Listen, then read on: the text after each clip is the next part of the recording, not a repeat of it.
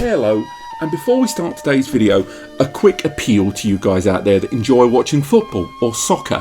Spare a thought for your old IT admin this winter. With so many of you watching the game, you might forget that a lot of us that work in IT, we don't really like soccer or football. We weren't really into PE or phys ed. So do us a favour during this time, and I speak as an English bloke who's into IT, who lived in East London. Trust me, when it comes to not liking football, it does not make you popular. But please, spare your IT admin a thought this winter.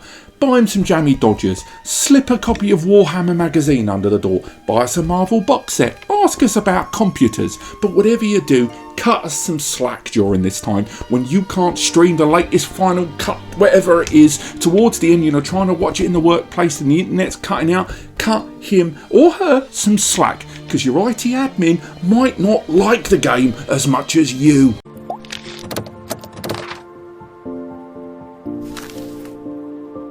Okay, so that rather petulant introduction aside, let's talk about it. Let's talk about this. This is the Synology DS923, a NAS that, although it's been 2.5 years since its predecessor, some of you have been waiting even longer than that. People that skipped the DS920 generation in summer 2022 and were thinking, oh, the next one's going to be fantastic. And then the DS923 arrived, and a number of you paused, because I think it would be fair to say here on the channel, long before this review, we have talked about this device for quite a while. Since its original kind of reveal at the end of October, a number of key Synology events worldwide, when we first got a glimpse of this device, it became abundantly clear that Synology had definitely chose a new tack. They selected a new path for this device. And I think it would be fair to say a number of you were not that chuffed. And in today's massive review, we are talking about the hardware, the design. We're going to unbox it. We're going to talk about the internal hardware,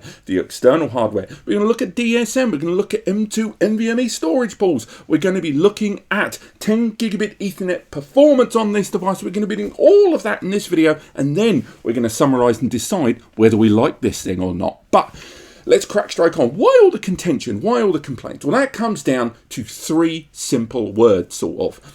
Intel versus AMD. When the DS923 arrived on the scene, it arrived with an AMD embedded Ryzen processor, or Ryzen, it's up to you. Pronunciation is fun, isn't it? The R1600 inside this device that we're going to talk about a lot more later on was a real change of pace for a number of users that have got real comfy with the idea of this arriving with a Celeron processor inside. In the previous three generations, the 916, 918 and 920 Plus, it arrived with a quad-core Intel inside it. Indeed, there was a Pentium in the early days as well. And that key component there was that integrated graphics there. So a number of users that are looking at this AMD processor are less overly bowled over by it and really want to know, is this a step up or a step down? Because there are things about this device that are actually pretty darn good. But why the change in architecture? We will get to the review. I know it's a bit waffly, but bear with me. Synology have clearly been making moves in their portfolio for their software, and certainly towards business and single ecosystem development. And we're seeing more and more solutions from them, definitely in 2022 and definitely in 2021, the second half, that a lot of their solutions were supporting this single ecosystem methodology. And that a 923 still sits relatively comfortably between the prosumer and the small medium business, SMB and business user in general.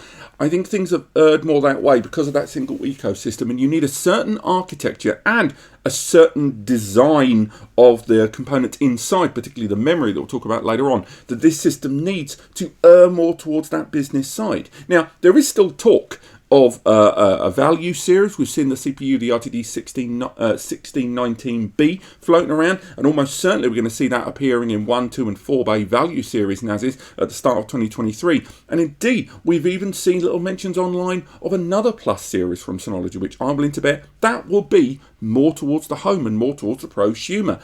But for this, if you're coming into this review wondering about this, replacing your existing 4-bay Synology NAS, or as an entry point into the world of Synology NAS, you've got to put your slightly business tinted goggles on for this video. But that's enough of that. Let's have a little look what we get inside for our money. It utilises the same kind of retail packaging. These aren't devices you can find on many shelves of your retail establishments out there. I think in Germany I saw Synology's being sold on the shelf in a few outlets like Saturn and stuff like that. But predominantly these are online e-shop purchases. So you generally find a lot less effort most brands put in towards external packaging and design is what you find. But with Synology, I've always found they kind of ramp things up a little bit. A lot of that leans into that Apple aesthetic there that I talked about there in the past. So you've got your usual brown box design. Sure, and it's got a big old label there on the front, talks about the specs. However, even though it's a box with a label on it, all of the details around the packaging are unique to the device.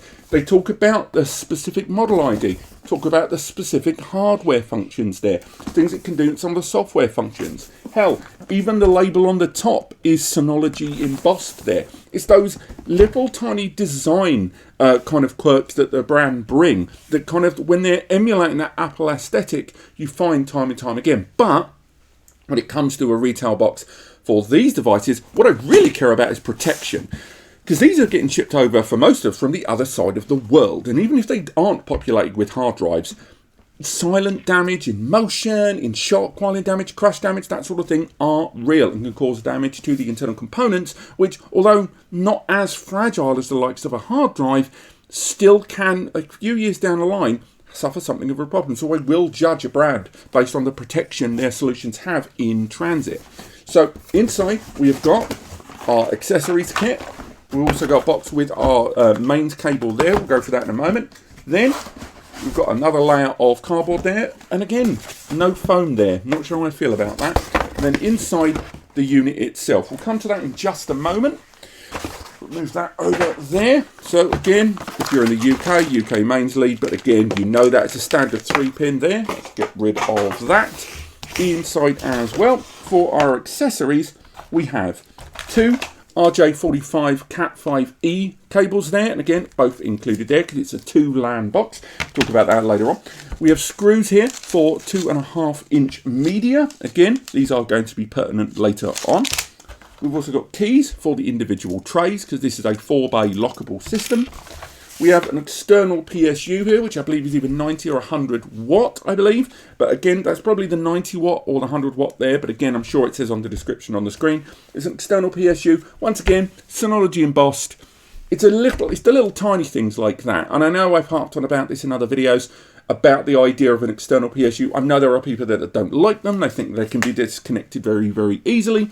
But for me, an external PSU has two enormous advantages. One, so easy to replace and without having to take the system apart. And two, having a hot PSU outside the system allows internal temperatures and ambient temperature of the components to be a lot better maintained with a combination passive and active cooling inside these systems. You've also got information there on the first time installation. Again, it's not all that. I kind of miss when we had the Japanese DS920 in this studio a few years ago because it comes with like a whole detailed manual. It's beautiful. And also information there on your local Synology office, something I've not seen before, and details on the warranty as well. So that's really what you get there in terms of your accessories. And of course, I think a lot of you are now wondering, what about the unit? Well, here is our unit. I just noticed there's a small bit of foam in there. So overall, before we get into the box, I will say I'm not hugely impressed by the protection for the device in transit. Yes, it's unpopulated. Yes, it's not important. And sure, a lot of you have come to this video and you didn't really care. You didn't want to know about cardboard boxes. But trust me, it is important for systems like this to be protected in transit long term. And yes, the system arrives with a 3-year manufacturer's warranty, which is great. But I kind of would have hoped to see a little bit more protection on that. Not loads, but just a little. So let's have a little look. It's arriving in that nice fabric bag there. Again, classy stuff. And then we've got the unit itself. A bit of dust in my eye there. And there is the DS923. Lovely little NAS there. Let's get our thumbnail sorted. So again, overall, I will say it's a very familiar chassis. And again, we will get the DS920 on the table in just a moment to compare. But I will say right now, I'm happy with it. Because when it comes to this particular chassis that we've seen for several generations from Synology, it's just so well designed. Like, to put it into perspective, we have a lot of NAS brands here on the channel that go for their own aesthetic design when it comes to a lot of their solutions. And they all kind of factor in ventilation, they factor in active and passive cooling combinations. None of them have internal CPU fans, so they have to be heavily reliant in 24/7 operation to maintain that internal temperature. And Synology, for me, particularly in this chassis, have just done such a banging job. To put it into perspective, you've got two fans, which are incredibly quiet, by the way. On top of that, you have a ventilation panel here on the side, which obviously, look at the slick branding, they've gone for their own logo. One of those on either side. You then have the ventilation on the base, there over part of the board, and there for the M.2 NVMe slots that we're going to talk about for a couple of reasons later on. And one of the few areas of contention and negativity I have about cooling on this system regards those two bays. And then on the front of the system, you've got ventilation across each of those individual bays and angled vents there you can just make out across the whole of the bays. It's an exceptionally well ventilated system. Really, really impressed by it, consistently impressed. And overall, I just can't fault it in terms of that cooling and design. So if we bring up our DS920, we can have these side by side. So immediately, if we bring these up here, it's exactly the same chassis, no change there. Obviously the ports and connections, there have been some changes made. If we bring them side by side there, and bring that up, you're able to see that very little differences kind of occurred there in terms of design between the two of them. It's still a very, very familiar chassis. So for those of you that liked the design of the 918 and the 920, you're still quids in here. But before we go any further, let's talk a little bit about the internal hardware of this NAS, because again, as mentioned, this is where there are elements of contention. We will do another video very soon. We're going to strip this whole system down to the board, but we'll save that. I know this is the ultimate review, but we'll save the strip down for another video.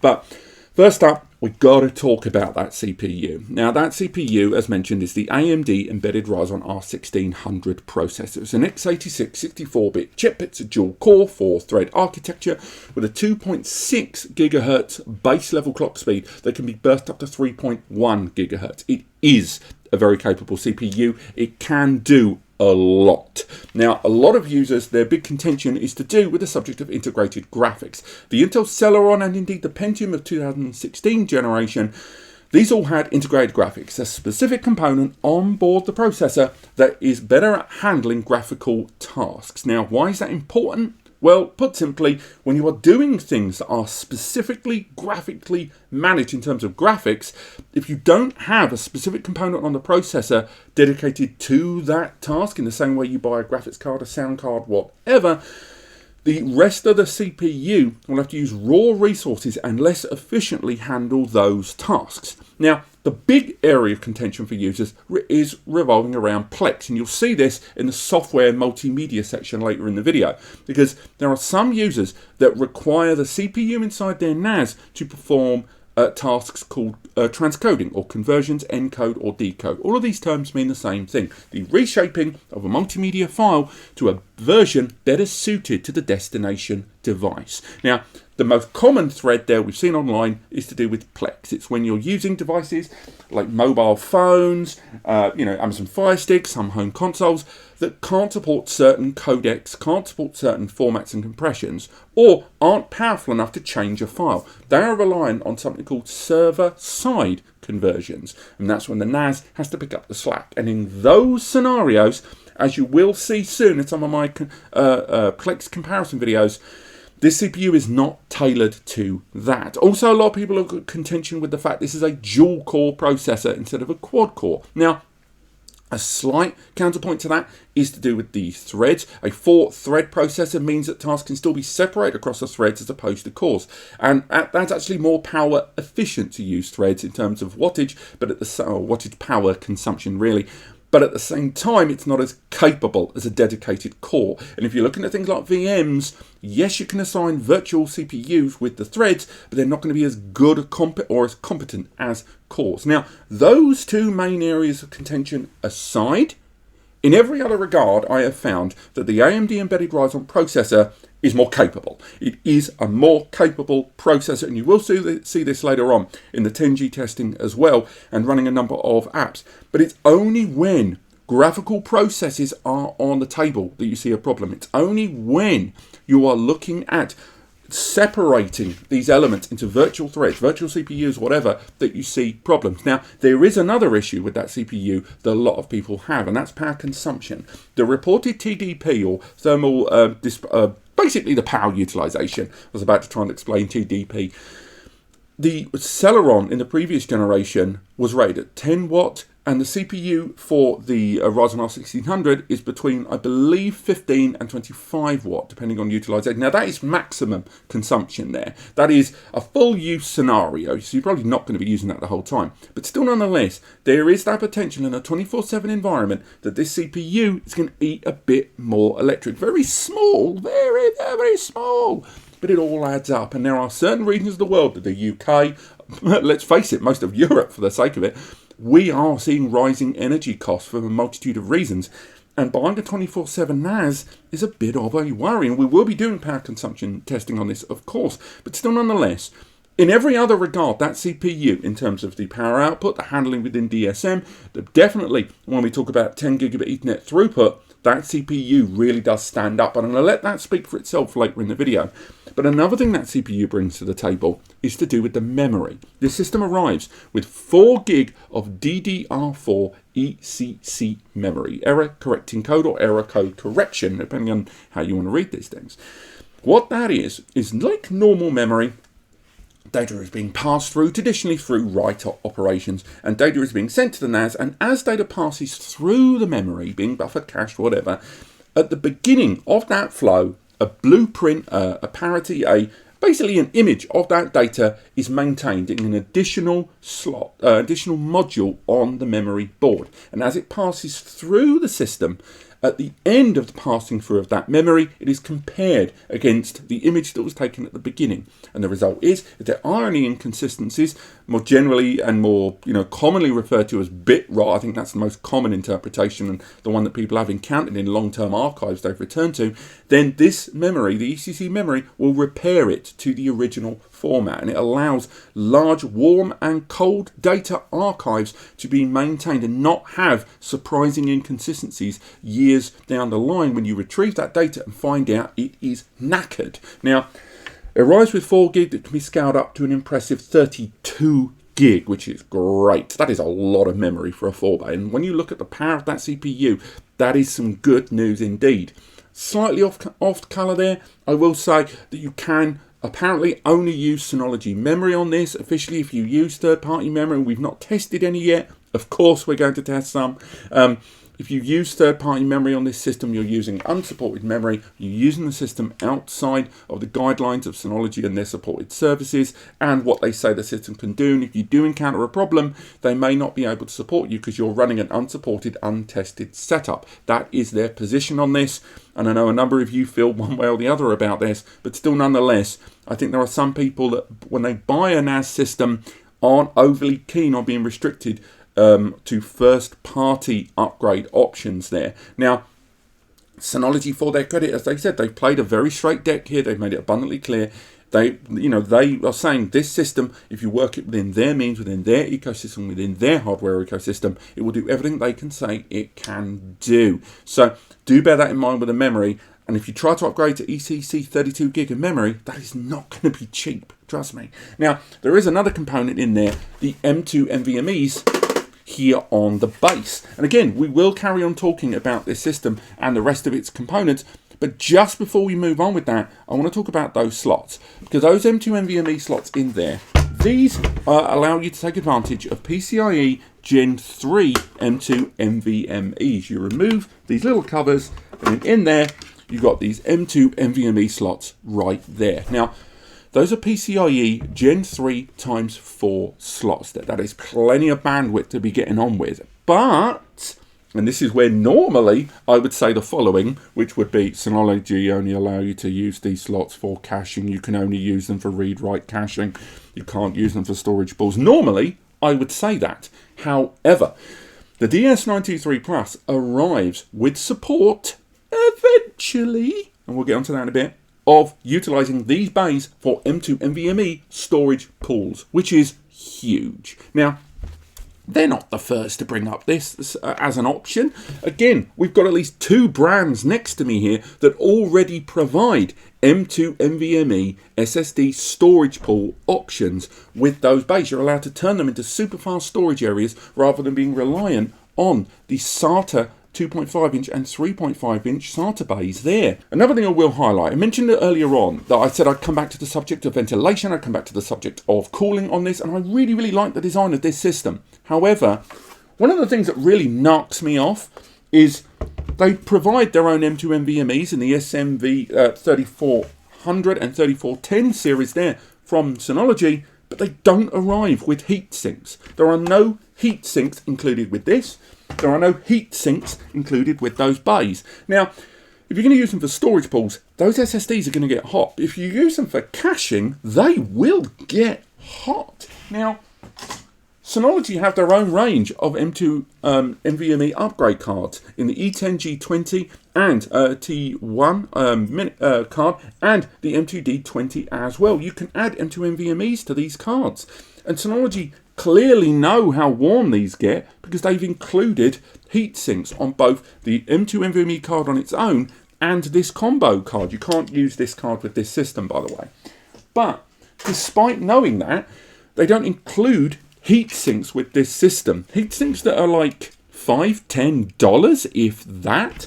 And these heat sinks, they do fit in those bays. I've tried it myself. You can use, fairly generic M.2 heatsinks inside this system. You can't use beefy ones like the Sabrent one here, but you can still use quite a lot of heatsinks, and it really surprises me that a design of a chassis like this, which is doing a tremendous job of active and passive cooling throughout the whole system, doesn't include something to me that I think is a frankly important feature: heat dissipation of those bays. Having those vents there at the bottom is all fair and good, but being heavily reliant on that fan and not including heat sinks on those M.2 NVMe bays, either with the retail box drives or within the system itself, that seems crazy to me, that you have to go out and spend another $5–10. They couldn't just throw that inside. It's a small complaint, I know, but to me it's a valid one. But let's talk about the port connections and design and the storage of this device. We've already talked about the M.2 NVMe's.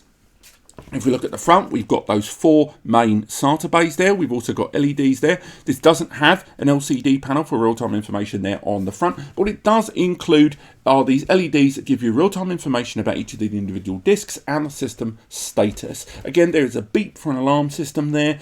And you can do a lot of different configuration within DSM to assign what and how when beeps go off and notifications. And the individual LEDs, as well as LEDs for the individual drives when the system's in operation, will let you know if there's a problem with a drive, let you know if there's a problem with the network, if there's network status, connectivity problems, and more. Individually, these drive bays here support 3.5-inch SATA drives there. So these 3.5-inch drives here, these are click and load. They're plastic, but very sturdy. And click and load by removing the side panels there. So we'll pop that to one side because we're going to need that in just a moment. And again, all 4 of them are exactly the same. There's also, at the bottom of every single tray, screw holes there. We saw the screws earlier on to allow you to install 2.5-inch media as well. Now, this system doesn't need you to fully populate it in order to take advantage of it. You can go ahead and install as little as 1 drive in there. There's no loose cables, no individual SATA and power. This system is direct. Drive goes straight inside there. And although it doesn't officially on the compatibility pages support 22 TB drives, the current maximum size, such as the Seagate Ironwolf Pro and WD Red Pro, I will say I have tested WD Red Pro drives at 22 TB in this, and they do work, although they're not on the compatibility list, so it's up to you how you proceed. At the moment, Synology only lists the 18 TB drives inside this system as maximum storage capability inside there. But you can take advantage of multiple RAID configurations. Again, RAID 0, RAID 1, RAID 5, RAID 6. But what's really cool is Synology's own RAID configuration, Synology Hybrid RAID, which is still included in this, and SHR allows you to mix and match drives. Now what that means is, say you bought this 4-bay, you spent most of your whack, most of your dosh on the system, and you only got enough money for a couple of drives. You buy a couple of 4 TB drives on a Black Friday sale, well done, good for you. Now a few years down the line, you're running out of space, you've had a RAID, you've had your SHR running, a bit like a RAID 1, and you want to add more drives. So you look online, it's a few Black Fridays later, you know what I mean, and you find that 10 TB drives are real dirt cheap. So buy a couple of 10 TB drives. Now, SHR allows you to mix and match the drives. So if you put in a normal RAID, all drives inside the system are classified by the smallest available drive. So if you put 3 10 terabyte drives in here and a 1 TB drive, in a normal RAID 5 configuration, it will treat every drive like it's 1 TB, and you will lose a horrendous amount of storage capacity. In an SHR, it looks at all the drives that are inside and it calculates the redundancy, that is the safety net of drive failing, of the largest available drive. So whatever the largest drive is, it creates that much parity, and then it just combines all the other storage. So although if you had a couple of 4s and a couple of 10s in here down the line, you'd still have to have 10 terabytes of redundancy, it would still allow you to take advantage of the other 10 TB drive, and you would have a total of 18 terabytes to play with. Whereas in a RAID 5 configuration, if you tried to emulate what we just did, what you'd start with is 4 TB at the beginning in that RAID 1, and if you upscaled it to a RAID 5, it would still only see them as 4 TBs, and you'd only see 12 terabytes total there. So SHR brings you flexibility. It does provide you the ability to mix and match drives and makes the ease of scaling up your storage a great deal better. The only real negative of SHR that I've ever come across, and the reason why you don't find SHR on the bigger XS series, is simply performance. SHR isn't quite as high performance as that of traditional RAID 5. Hence why later on, when you see the RAID 5 10 GB testing, that's why I didn't use SHR, but I did use Synology drives. Inside there, you can also make out the memory slots that we mentioned earlier on. There's our memory module, a Synology one inside there, and there's 2 slots inside. So again, if you do upgrade to 32 GB, you'll have to remove the initial 4 gig that's included and pop in a couple of 16s. And that's really it. It's still loads of ventilation all the way through. Now again, we won't put the trays back inside, and I'll show you why in a moment. But if we look at the rear, we can now see the port connections, and again, we've already talked about the fans. They can be adjusted either manually, I wouldn't recommend that, or let them automatically adjust their RPM up and down as needed. I will say in terms of noise with those fans, you're not going to hear those fans unless you are battering this system and the heat is on and you've got it next to a radiator in the middle of August in the UK. It's going to be fine. The only concern you have to be worried about is if you're using this system with drives greater than 8 TB, because anything at 10 TB and bigger, take advantage of things like helium sealing, which is when drives, in order to maintain balance and get thinner platters for larger capacity, they took advantage of helium in order to maintain the air and kind of push physics flow within a drive. And the result was those larger drives are more industrial, they have more clatters, they're generally all 7200 RPM, and the spin up, spin down, click, hum, whir, they're just noisy. So if you use larger than 10 TB drives in this system, you're gonna hear it. It's not the system's fault. Regardless of it being a plastic chassis and plastic trays, which generally will lower ambient noise, larger than 10 TB drives are gonna make a racket in this system. Now, if we look at the rear, underneath those fans, we can talk about the ports and connections. Now let's get the awkward out of the way. Those are 1 gigabit Ethernet. I know, right? Those are 1 gigabit Ethernet network ports, and in 2020, in summer 2020, when I was talking about the 920 that came before this, I was already annoyed that this had 1 gigabit Ethernet ports, when Synology's hardware competitors already were rolling out 2.5 gigabit Ethernet solutions at the same price. So this continuing to arrive with 1 GBE is proper annoying to me. But I will say it's nice they've added the 10 GBE upgrade option, but I think we have to labour the 1 GBE point just a little bit longer, because I know there are some users that will hear me and other people online complain about the lack of 2.5 GBE and go, 2.5 GBE is a fad. I'd go straight to 10. What you on about? 1 GBE? I get you. But a lot of users out there don't want to scale up to 10 GBE. Even with my testing of this system in 10 GBE later in the video and a dedicated one coming up, I had to use a Thunderbolt to 10 GBE adapter because a lot of my operation uses mobile devices. And I've got a Thunderbolt port on my laptop, and my PC I've got a 10 GB via PCIe upgrade, but a lot of users don't upgrade to 10 gigabit Ethernet on PCIe cards. Their system doesn't accommodate it. For those users, they might have USB to 2.5 GBE adapters that are like $25. You can get 5 GBE to USB adapters, all of them plug and play, running on USB power, bus power, for 40 to 50 quid. What I'm saying is, 2.5 GBE is significantly easier to access, and then on top of that, you've got things like Wi-Fi 6 upgrades. You've got lots of options within your home and network environment. Hell, their own routers are arriving with 2.5 GBE now. It really surprises me that they've not included it, particularly in terms of future-proofing and value for money. However, let's talk about it. That lovely little slot there, that is our 10 GBE upgrade slot there. Now I say it is the 10 GBE upgrade slot, it's actually a network upgrade slot from Synology. It takes advantage currently of only one upgrade, the E10G T1 Mini. Catchy name, right? Now this upgrade is a proprietary design, but again, after considering it and going through polls online for the last couple of months, I'm going to let it slide about it being a proprietary upgrade, because there's actually a lot more on the good tally than the bad. Now, what I mean by that is, this little upgrade here, with its own heatsink on board, and it's a copper 10G base T, there isn't an FSP fibre option currently, but it would blow my mind if Synology doesn't go down that road. This allows you one of, by far, the easiest 10 GBE upgrades I've ever used on a NAS. For years, when I have been upgrading NASs to 10 GBE, either personally or professionally, the upgrade has always been something of an awkward thing. Generally, you have to remove the external casing of a chassis. If you've ever removed the external chassis of most desktop computers or tower servers, or even small NASs like these, there is the potential when upgrading to not get the alignment of the case right. Sometimes you have to remove the PSU, the internal PSU, to get the card in, and they're quite fiddly. This, you take that, and there you go. We've upgraded to 10 GBE. That is how easy it is. So fair play to Synology for allowing that upgrade to be as easy as that. It takes advantage of a PCIe Gen 3x2 supported connected lane there.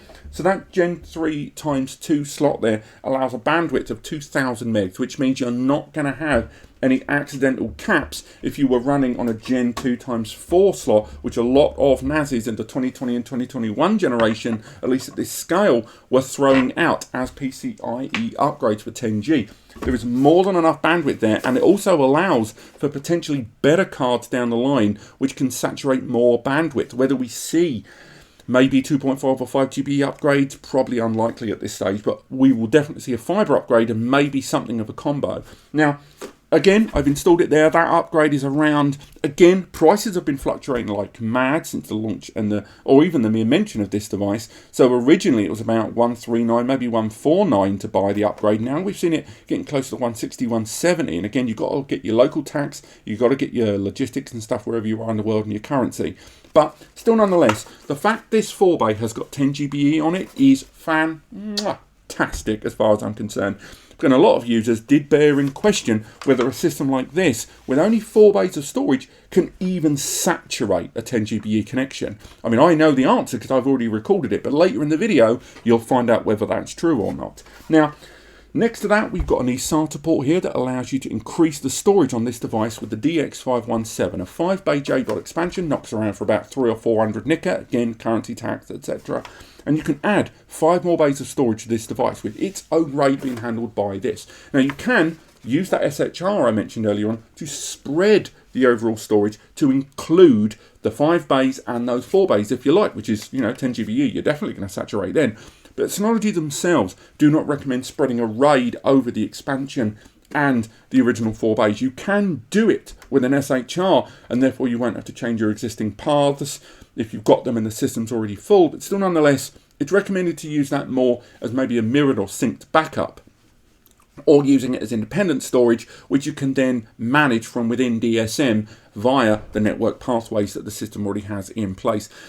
It's a real shame you can't add more than one expansion like you can on the DS1522, but I guess product family and portfolio wise that makes a little bit of sense. And it's also a shame you can't use maybe a bigger expansion like the DX1217, I believe the new one is. There may have been that new one with the new 22 series, or there used to be a 2-bay expansion, and again they got rid of that quite a few years ago, 3 or 4 years gone.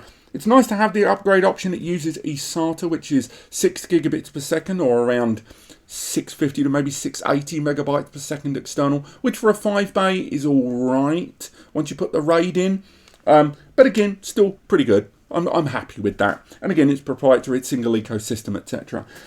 One thing that does niggle me a little bit is USB on this device. Now, on the plus side, we have a front-mounted USB, although no copy button. And you've got at least 2 different backup applications from Synology that take advantage of those USB ports there to manage your backups, with versioning built in there, NAS to USB, USB to NAS backups there, lots of automatic triggers and automatic eject schedules. There's loads of stuff you can roll in there. Indeed, you can even assign those USB ports there to a VM if you choose, that you're running it on the system. I believe containers as well.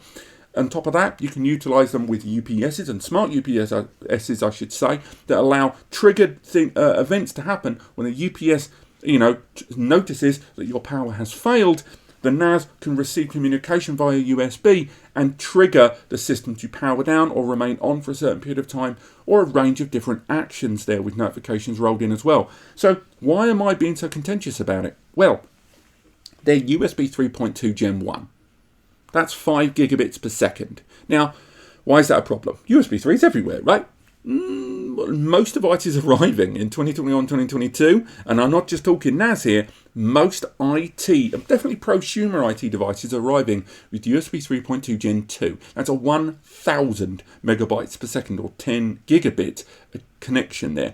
That connection not only allows significantly faster USB backups in either direction, which you can then assign to other devices, and again, M.2 SSD external drive casings are getting cheaper and cheaper, but again, there isn't support of things like 2.5 GBE, 5 GBE to USB network adapters like the ones I showed you earlier. This would have allowed much easier and affordable ways to add 5 GBE and 2.5 GBE to this system. Now, this is something Synology have stuck to on their, for a very long time. However, now they've changed their position on the M.2 NVMe base. I don't think it's impossible to imagine an adapter coming out. I think I can totally see a world where Synology either have their own 2.555 GB adapters or whatever, or at least endorse their own 10G external adapters, like the Thunderbolt Sonnet Solo TB3 that we'll be using later on in the video. Ultimately, those USB ports, much like the 1GBE, feel a little bit archaic, and I know Synology has really pushed their own ecosystem, and particularly the network and internal build, but still nonetheless, I really wish I would have seen this device arriving with better USB ports. Still a great device, and around 550 to 600 NICA, it's still just as affordable as the 920 was when that launched with its RRP, and this system's got a more powerful CPU, ECC memory, and a 10G upgrade, and the option to use PCIe Gen SSD bays, which can also be used for pools. That's really great stuff there to keep that at the same price as the 920 when it launched. But still, nonetheless, it would have been great to see just those little improvements on these slightly archaic connections on the USB and the 1GBE that are there. Now, we're going to be making our way now onto the software side of this device. This here on my left, your right, I have no idea how this turns out, is the DS1522 with an incredibly similar architecture with the 10G upgrade, etc.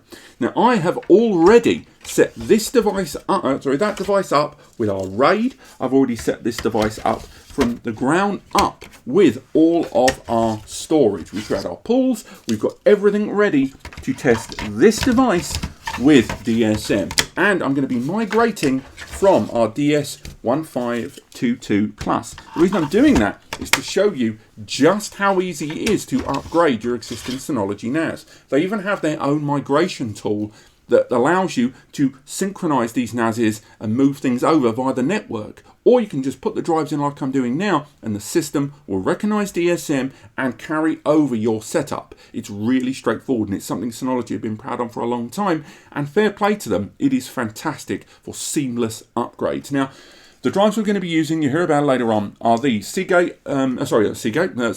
HAT 5300 16TB drives. Originally, that's Toshiba MG08s with Synology firmware on board, which again, they recommend it's a drive of choice, but unlike a lot of the more premium enterprise solutions from Synology in 2021 and 2022, in the 22 series and above, This system has a much broader compatibility list of drives. WD Red, Red Pro, Sega Iron Wolf Pro is in there, Toshiba's. There's a lot of drives on that list. But I will say, again, as mentioned earlier on, there seems to be a low ceiling with regards to capacity, because Synology have released recently their own 18 TB drives, and that's the highest capacity on the compatibility list for this device. Now that might change later. Obviously this only applies to the time of recording, but it is worth bearing that in mind. Now again, alongside those main storage bays, we're also going to be utilising the M.2 NVMe's from Synology. So on the base of this system, I've got two Synology drives inside.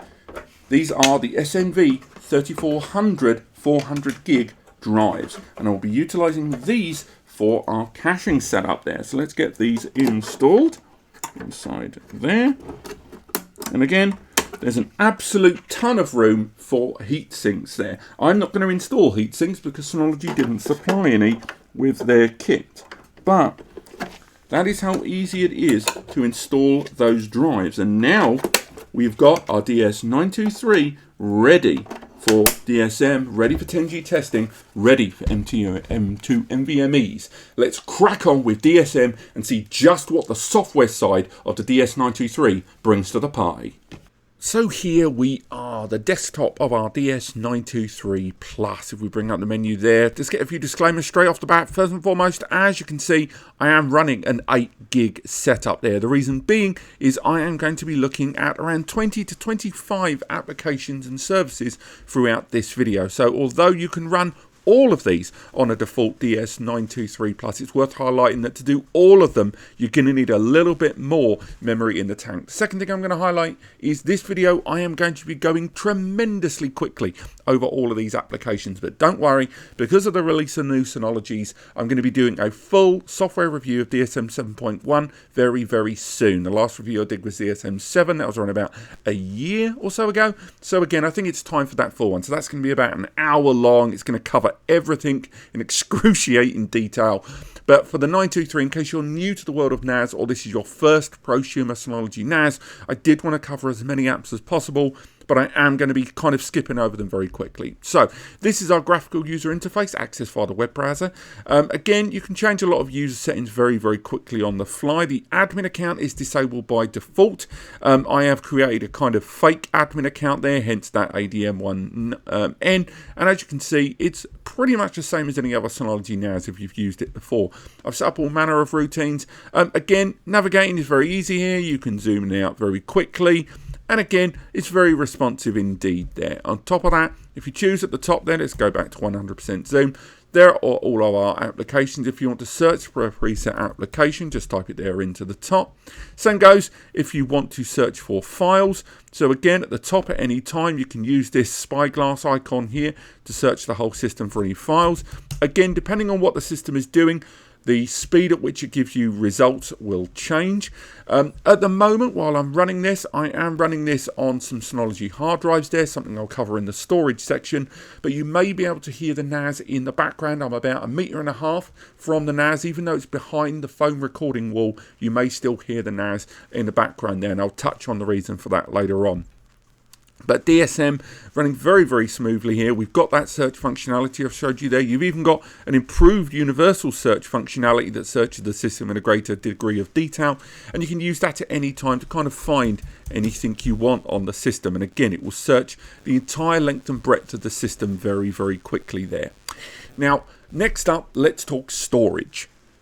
Now, storage in this system can be broken down in several ways. First and foremost, we're just going to look at, traditional storage. Going into the storage manager there, you can see that I am running those Synology 16 TB hard drives there. These big old drives, and these are in a RAID 5 environment. But because they're 16 TBs, and I've only had the unit for a brief amount of time, my RAID configuration hasn't finished. It is worth highlighting you can, of course, take advantage, as mentioned earlier on, of Synology Hybrid RAID. But again, I've got these drives running in that pool, but even though the configuration hasn't completed and it's being optimized, at the same time I'm still able to take advantage of things like the caching there with the two drives inside. I've already created that volume and added the caching there, again optimization there in the background.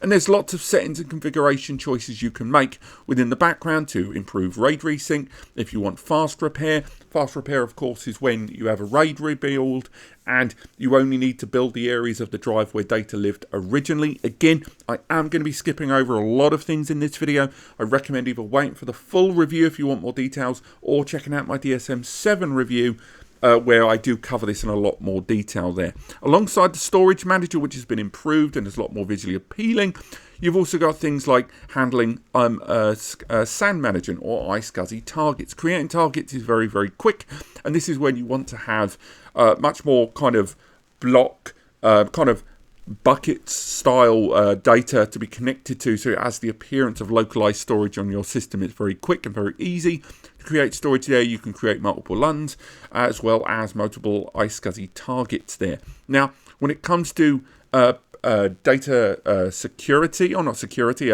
data restoration, you can talk about snapshots here. And again, you can create snapshots very easily of different areas and different shared folders of your system, and this does extend to our other areas of the system. So say for example we wanted our home folder to have snapshots enabled, we can go ahead and create a snapshot schedule there to run on there on our time frame if we choose. And again, we can change the retention policy, we can change a lot of stuff there in the background, and ultimately be quite selective on where we want these snapshots to be maintained indeed. And we will be returning to it back and forth. If you go to the package center there are some extra little tools for snapshots there in terms of snapshot storage and kind of having it in a secondary location with the replication services that you can take advantage of there. All of it built in, and again, you can target quite easily, and the settings there are pretty detailed with regards to the kind of areas of storage that you want to manage there.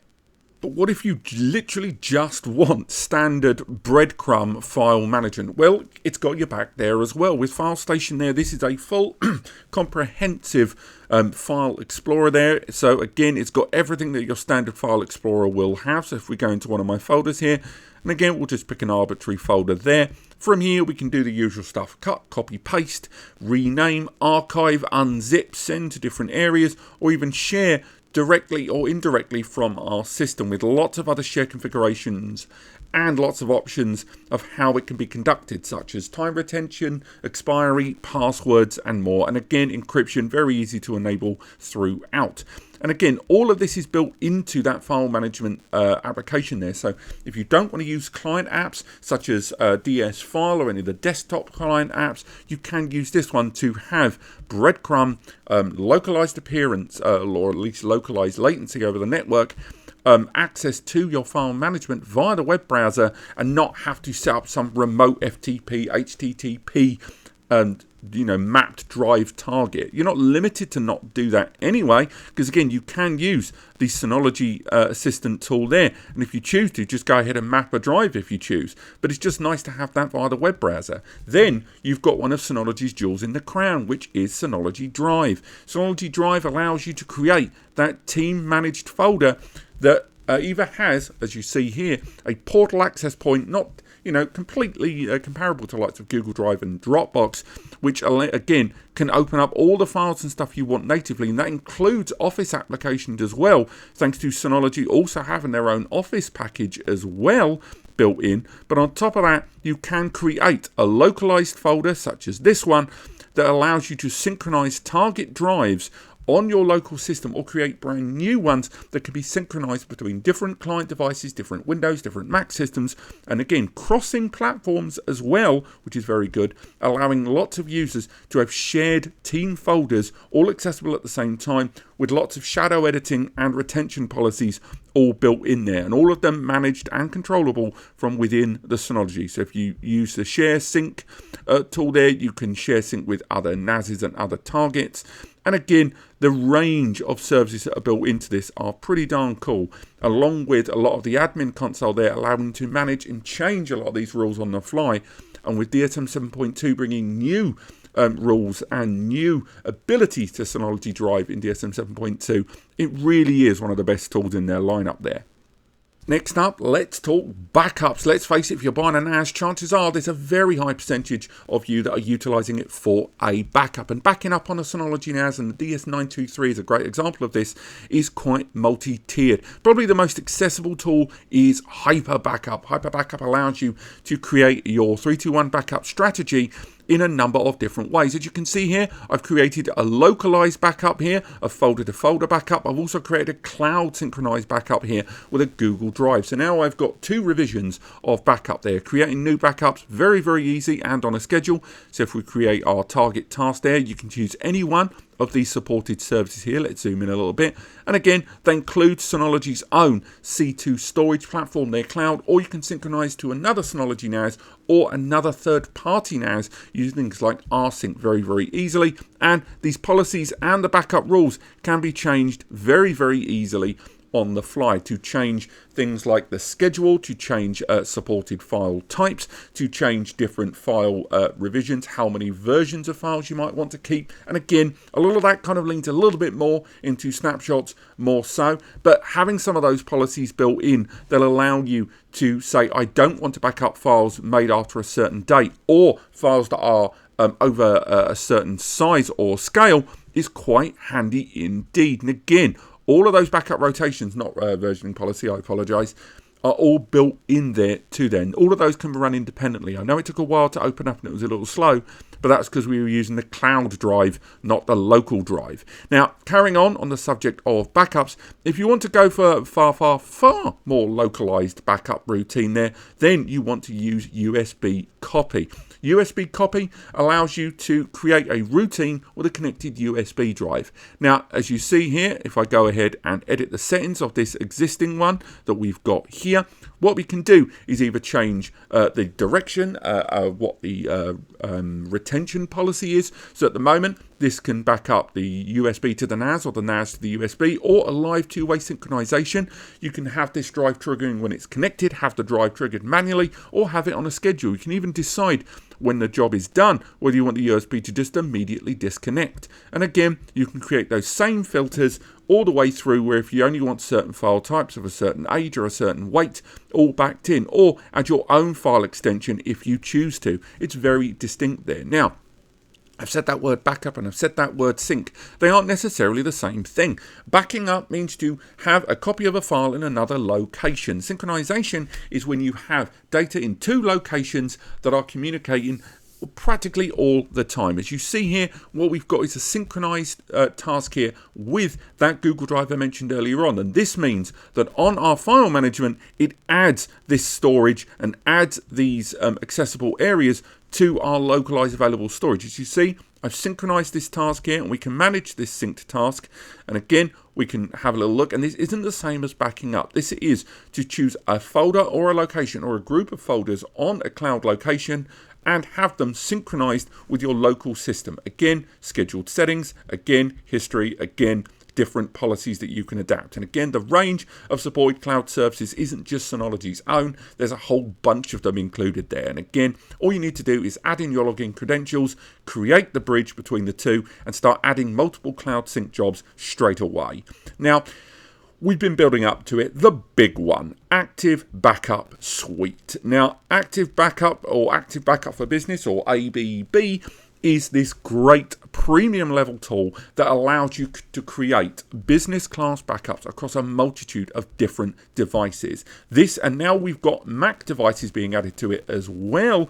And gradually over time, you're able to add different systems to create routine backup tasks. And again, in a far more business class comprehensive way than you saw in Hyper Backup, because now you can back up whole systems if you choose, the entirety of the OS to a degree. And again, you can use third-party servers, standard Exchange servers, as well as a lot of third-party hypervisors, and we'll talk about Synology's own VM tool shortly. And all of them can be added very, very quickly. I would have to spend longer than this entire video just talking about ABB, and I may have to produce a standard complete ABB video in the near future. But just take my word for it, for a lot of business users, this application is almost worth the price of admission. This app allows you to micromanage an entire backup network of devices all from this standard user interface here, and with significant means of restoration, of retention, and more. All of those built in there. All of it. Let's go for this completed policy we've got down here. We can have a little look at the task. We can, again, change a lot of the settings to it and go through the history of it there. Ultimately, this is the big one. And again, although I am skirting over the details here, take my word for it, this is a big, big app.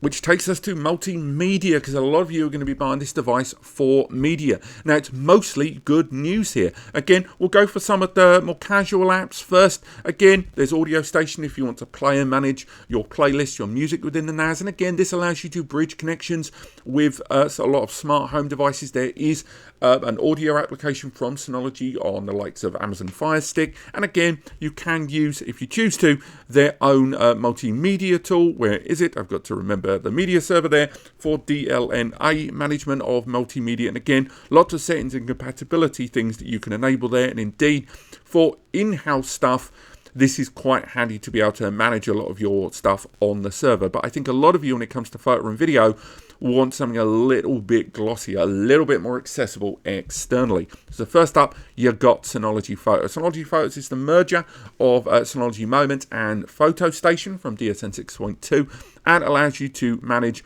all of your photo collections. You've got the access point of personal and shared spaces. Think of that as home and business when you're micromanaging stuff. And again, as you can see, GIFs are supported. Also, it scrapes a lot of the background metadata on a lot of these photos, which is how it's able to ascertain a lot of the background information too. To put it into perspective, if we have a look at one of these photos, so we'll have a look at this one here of a Christmas tree. We can go into some of the information there in the background.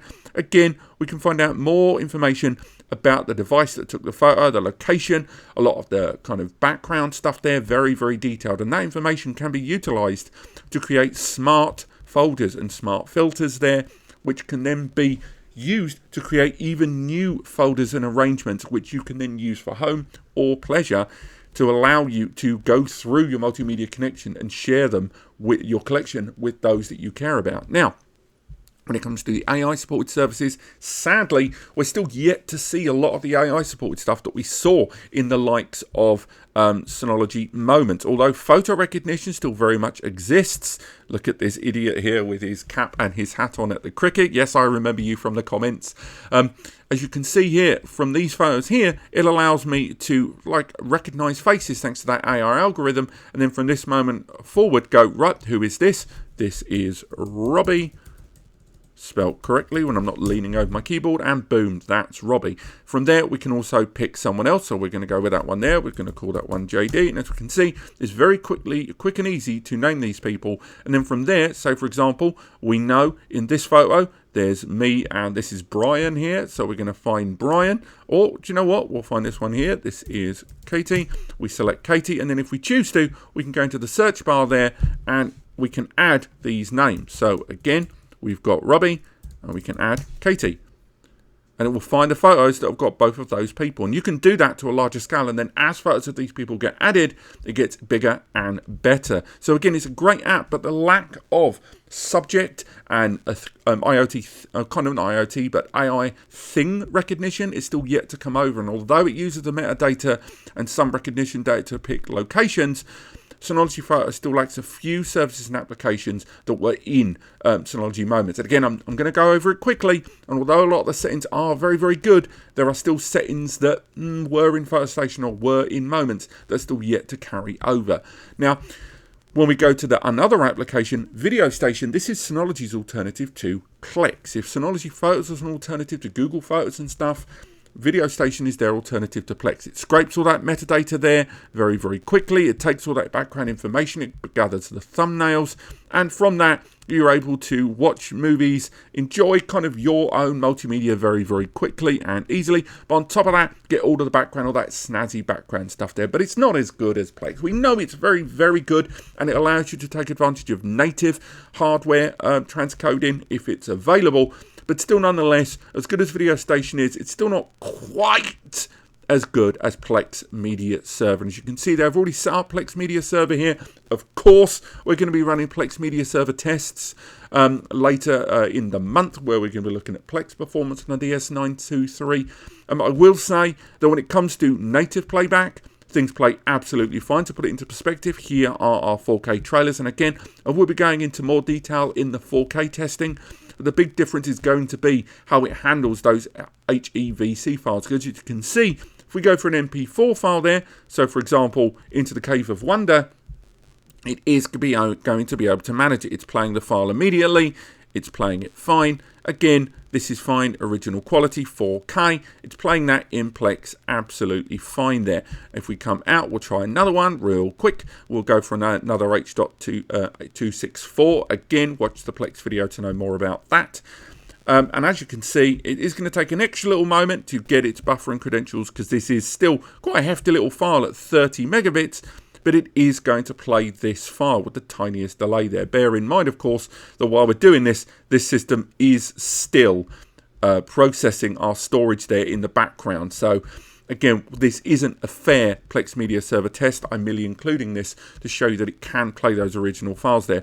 Where it will hit difficulties is when you're looking at HEVC, because of that CPU not having integrated graphics. If you are going to have to rely on server-side encoding or transcoding or conversions, you are going to hit a bit of a wall here, which is what you'll see here. But it's not able to play it even in the original quality. So again, it will have to use a lot of system resources to get this job done, as you'll see if we open up the resource monitor there. But ultimately, that's something for the Plex video down the line. And to answer a question someone put in the comments the other day, the advanced media extensions application there that says it adds support of HEVC. Bear in mind that it's predominantly for internal services that you use on the Synology platform in the browser. It doesn't really benefit things like Diskstation directly or using media like this. And as you can see, as we quit on that Plex application, again, it's going to be about that integrated graphics. And look at that CPU utilization there when we were trying to play that file. But again, let's carry on. Next up, let's talk about virtual environments. We're going to talk about VMware and we're going to talk about containers. Now, you may already be aware Synology doesn't have its own kind of container application, but it does use Docker, and you get access to the registry where you can download pretty much everything. As you can see, I am in the process of installing Jellyfin on this device because we are going to be doing some Jellyfin testing for you as well, coming very, very soon. Again, if you know about Docker, you know exactly how this works. But a lot of you will wonder about virtual machine performance. We do have a Windows VM here. As you can see, I've utilized 2 of the cores of the system and 1 gig of memory. Again, obviously there's going to be the VM testing coming soon. The Synology virtual machine tool, very detailed. It doesn't allow you to download ready-made VMs in a way that some of the other NAS platforms allow you to do, like downloading a ready-to-go Windows image or allowing you to download like a Linux image of Ubuntu directly. But it does have a lot of crossover support for the third-party applications, and indeed, if you do synchronize with third-party VMs such as Hyper-V and VMware, you can utilize those and mount them locally, as well as having that bare metal alternative with that third-party hypervisor platform that you're running as a SaaS or PaaS conglomerate outside of the NAS. It's nice to be able to merge that with your NAS to have that failover.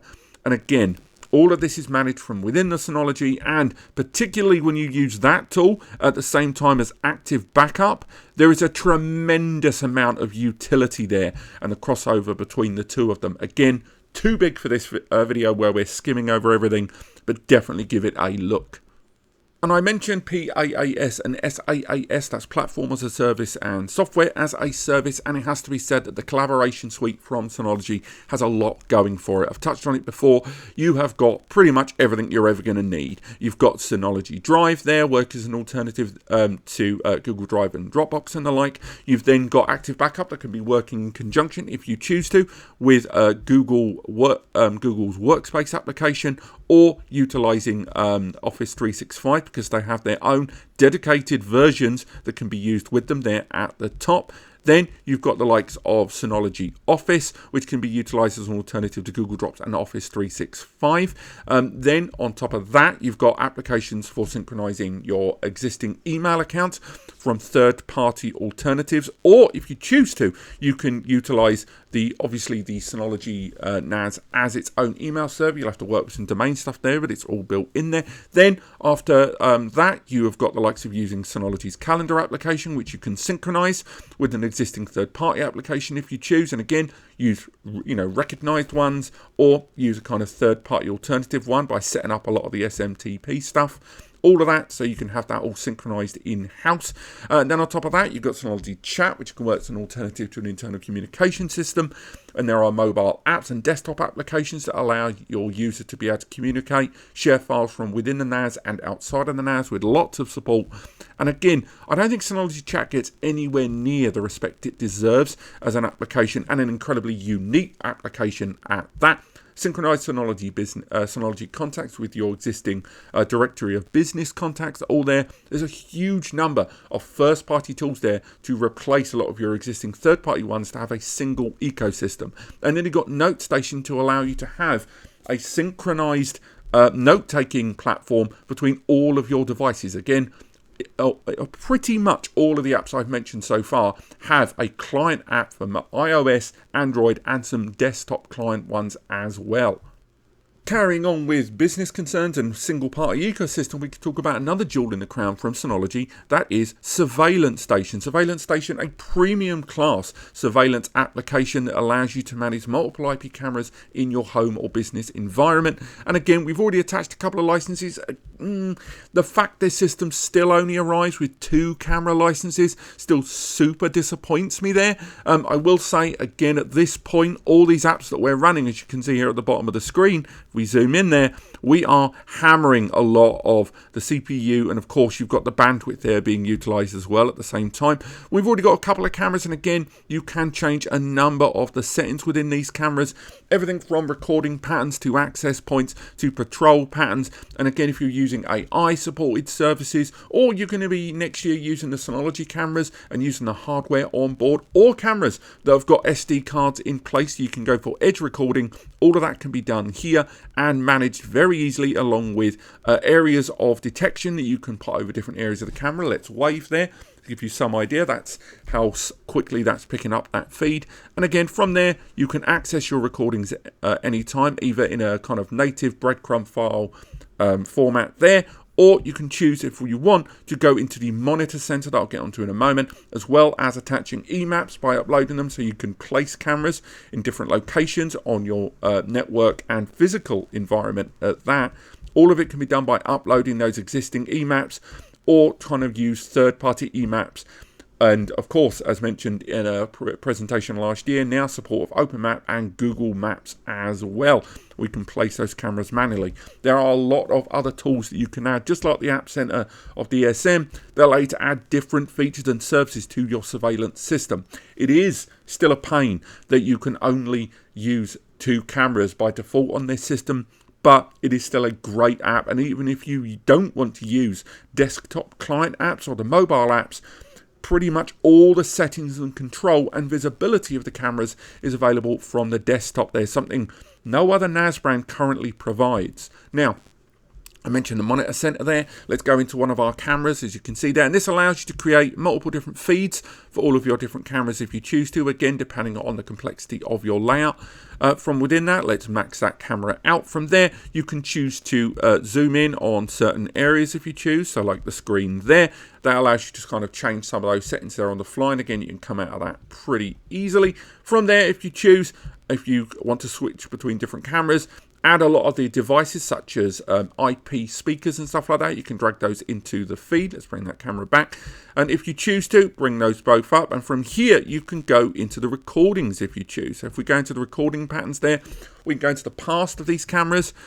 So we go to, say, for example, very late at night, and we can access the feed of these cameras very quickly. Again, this may be when maxing out this camera, it's not really going to be playing ball too well there with us. But again, we can go along. The orange area denoting that it's recognized that there is motion happening there.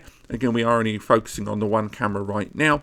But again, all of that can be accessed very, very quickly, and flicking between kind of past, present, live view or not is pretty quick and easy to do.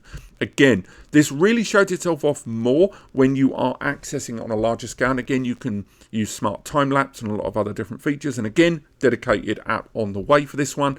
But again, the surveillance tool for Synology, incredibly responsive and very slick indeed. And all of this while the NAS is remarkably secure, whether you're going to be accessing it locally or not. I know it says not secure at the top, but that's because I've not gone ahead and used the SSL certificate settings there, which again, you can use Let's Encrypt to add one of those for free. Then you can use the security advisor if you choose, or it can scan your local network there and find any potential vulnerabilities, as you can see from the previous scan, because I was using very default settings here to get this video done a lot quicker.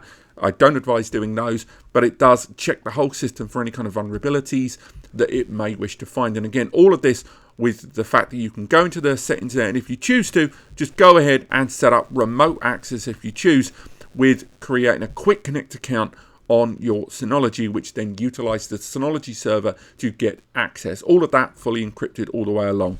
The software is still the main selling point of the DS923 for most users. And I think DSM 7, hopefully this incredibly sped up video trying to cover as many things as possible, has covered that for you. But don't worry, much more detailed review coming. But for now, let's crack on back to that studio. So now let's take a look at that 10GBE connectivity and its performance. Straight away, I will say again, this review spread over a bunch of days. Sorry about the change of shirt, but let's crack straight on. As you can see there on the screen, we've got our 4 drives inside, those 4 Synology drives inside in a RAID 5 environment. We're not enabling any caching, although there are drives in the base of the system. We have not enabled them for caching. Also, I will add that there is still no option to add these as pools at the time of recording. But again, that will likely change in December of 2022 there, but again, I'm sure I mentioned this else in the video. But we've got those drives set up in that RAID 5 environment. At the same time, we have also set ourselves up a lovely little iSCSI target there. We've gone into the SAN manager and created our 1 TB remote kind of a connected LUN via that target there. Also, as you can see there on the network connectivity there on screen, you're able to see that we are taking advantage of a 10GBE connection. We've connected that to this system again, point to point with the Sonic Solo connector, and we've upped the MTU or jumbo frames to 9000 on the side of my test machine. We can have a look there. We've already sorted out the iSCSI target there and connected it on the initiator. We've got the drive, the 1 TB from the Synology already connected up there. And of course, we have got the network connection itself connected via the 10GBE connection. And on top of that, we've already checked the status and we've got it running at that 10 gigabits per second there. And again, we've opened up the MTU to 9000 there, the jumbo frame. So it's worth highlighting, we are using OBS to screen record this, as you can see this here on screen. I'm also using a different part of the studio here, hence the mic being very close in and we're at a weird angle here. So again, a lot of the testing I can't really show you live, but what I will do is create a lovely little connection here in Atto. You might have seen a black screen there while it's asking for permission. And then straight away, we're going to select the Synology iSCSI LUN that we've created there for our 10GBE connection. And we're going to run a 1 gigabyte file test there on screen. So again, nice and simple, and that's going to be doing that 1 gig test. Now, because we're using screen recording software, you may hear the fans from the laptop start to creep up.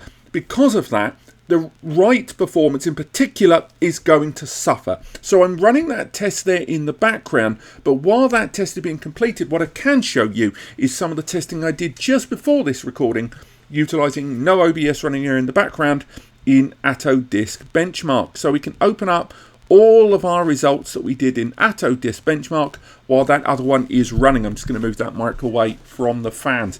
So straight away there at the screen, we've got a 64 megabyte test file. We have a 256 megabyte test and a 4 gigabyte test. And as you can see, in terms of read performance, it was consistently 1.1, 1.2, 1.3, 1.5 gigabytes per second, fully saturating our 10GBE connection there. Write performance, on the other hand, we saw it cap in the high 850 to 900 megs, but as we moved into the more complex, let's move that back to that, the more complex and deeper file sizes there, we did see the sequential performance there start to waver. And indeed, as soon as we got as high as 16 gig, this one here on screen, and again I'll move that slightly away because I think my camera's at the top right there, you can see that was the only time we weren't able to fully saturate the 10 GBE connection with those 4 drives inside. Now again, a 16 gigabyte file is huge. That's already vastly bigger than the 10 gigabit connection that we've established here between the test laptop here, the Thunderbolt 10G adapter, and the DS923 Plus there. But again, even at the 16 gig test file, we saw performance there at the between the 12 megabyte and the 64 megabyte range there, still in the 5 to 600s there, still very, very good for such a hefty file there. And again, right performance started to kind of get to the half saturation point of 5 to 600 megs. But, you know, while that test is being run, we can have a look at the test that's running here. And as you can see, we're just about to start maxing out that read performance there, fully saturating the 10G connection. But we're already starting to see lower numbers in the write. Once again, because we are running OBS there in the background, that does impact a lot of our testing there. So I'm running this test here live, but bear in mind that it is somewhat hamstrung and handicapped by OBS there. Now, while all of those tests are on screen, we can move on to the other range of tests that we performed. So alongside this, we also performed a number of AJA testing there. So we'll bring up our AJA test results there, and within here, we tested 4 different file scales. So we've got the 256 megabyte scale there, and again, that was great. Again, AJA does a lot more to do with video type, so we went with 1080 throughout all of this. We didn't go for a 4K file, because 4K at this point with 10G, I'm still not 100% certain I'd recommend full 4K editing on a single 10G connection on a statured device like the 923, but still, just over 860 megabytes up and down on that 10G connection with a 256 megabyte test file. Next up, we moved onto a 1 gigabyte test file with a 1 gigabyte test at 1080. We saw 770 over 840.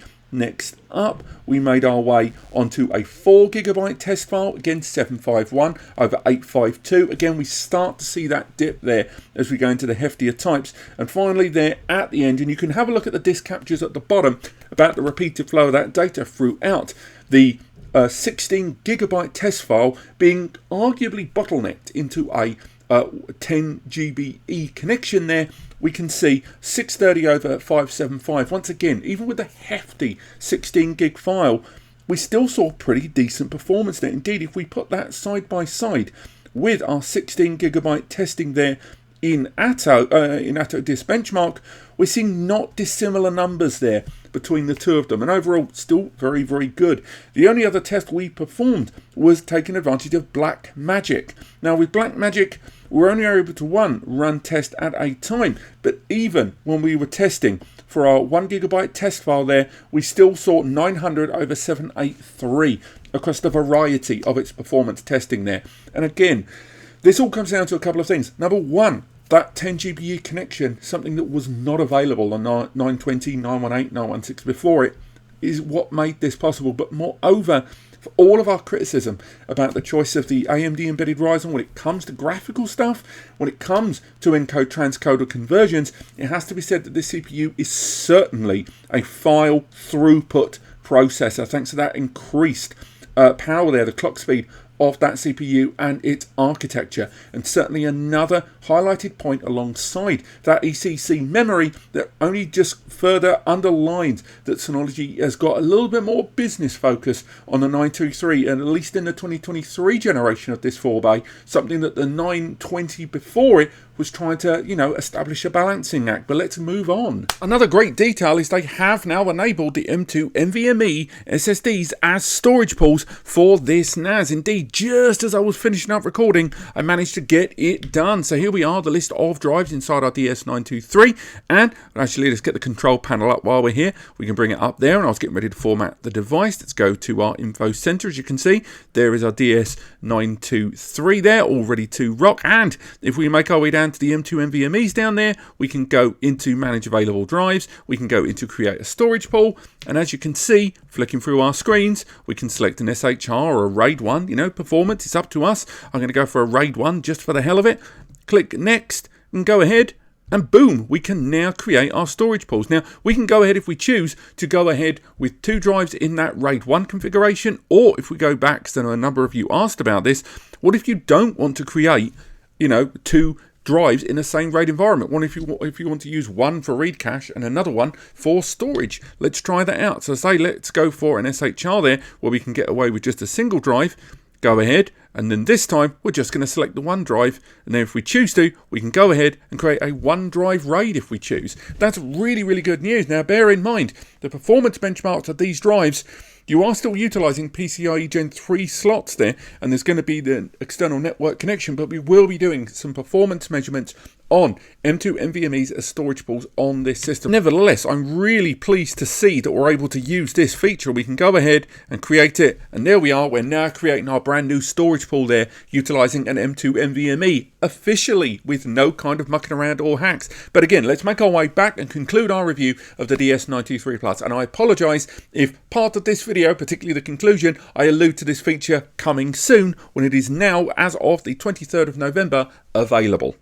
Well, what do I think? Well, first and foremost, that 10 gigabit Ethernet upgrade, as you saw from the performance test, fully saturating 10 GBE either for the most part or completely is indeed possible if you're using Pro drives, although we will be doing 10G testing with some other more domestic class drives in the near future. I love the ECC memory and the fact I can scale it to 32 gig, yum yum, get it done. I like that it's quiet in operation unless you're using big bulky drives.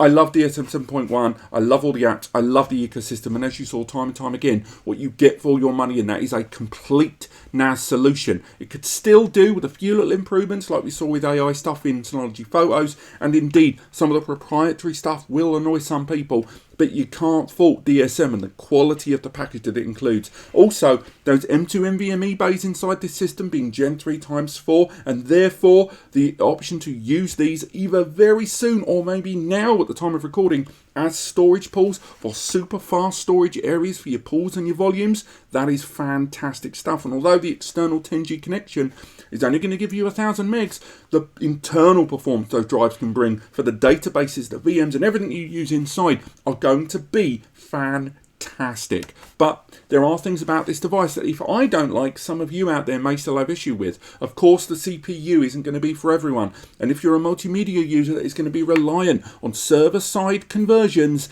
this might not be the NAS for you.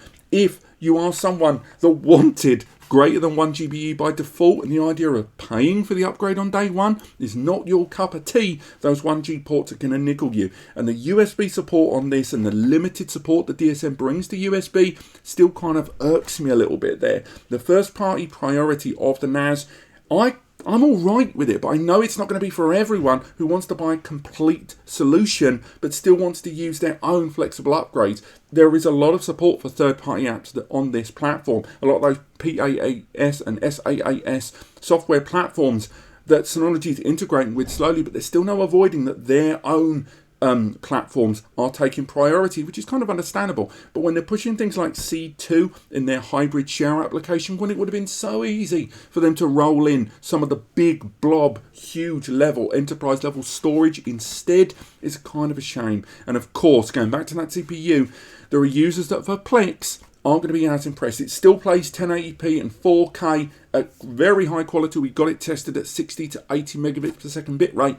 Natively in H.264, absolutely fine. It handled it, didn't break a sweat. But the minute conversions, the minute transcoding, the minute you needed to encode or decode those files one direction or another within the system, that is when you hit a wall. Ultimately, the DS923 Plus, for the most part, is a good upgrade for me over the 920. I like the optional 10G. I like the ECC memory, and I've seen the performance level of this device scale it up. But I can't ignore that this system on the seesaw of home versus business is definitely erring towards the business.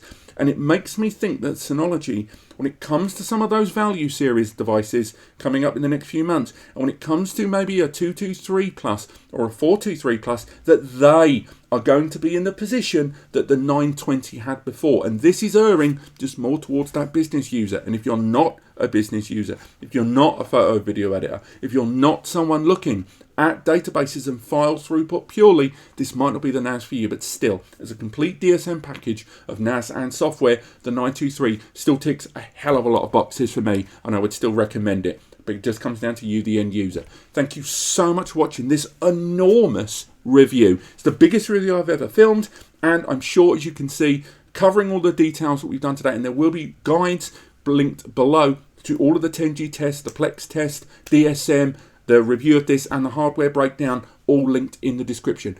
If you've enjoyed this video, do let me know in the comments. Click like if you have. I know YouTube has basically killed that button for any usefulness, but it helps me understand what I'm doing right in these videos and what I'm doing wrong.